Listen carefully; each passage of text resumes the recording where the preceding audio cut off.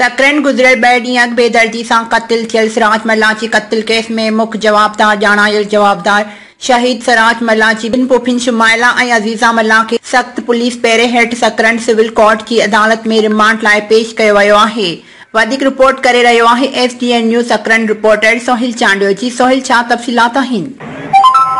जीअं त सकरन गुज़िरियल 2 ॾींहं अॻु बेदर्दी सां क़त्ल कयल सिराज मल्ला जे क़त्ल केस में मुख्य जवाबदार शहीद सिराज मल्ला जे बिन पुफिन शुमाइला ऐं अज़ीज़ा मल्ला खे सख़्त पुलिस पहिरें हेठि सकरन सिविल कोर्ट 1 जी अदालत जुडिशल मैजिस्ट्रेट गुलाम फैज़ जी अदालत में रिमांड लाइ पेश कयो वियो आहे। जंहिंखां पोइ अदालत सगुरे 1 ॾींहं जो रिमांड ॾींदे सूमर ॾियारे पेश थियण जो हुकुम ॾिनो। ॿिए तरफ़ केस में मुलज़ ॼाणायल औरतुनि सां पुलिस पारां मौक़िफ़ वठणु न ॾिनो वियो। ॿुधायो त जांच हलंदड़ आहे। जांच मुकमल थियण ताईं जवाबदार ॼाणायल औरत खां मौक़िफ़ नथो वठी सघिजे। जी नाज़रीन, इहो असांजे SDN न्यूज़ सकरन जो रिपोर्टर सोहिल चांडियो जेको असांखे रिपोर्ट करे रहियो।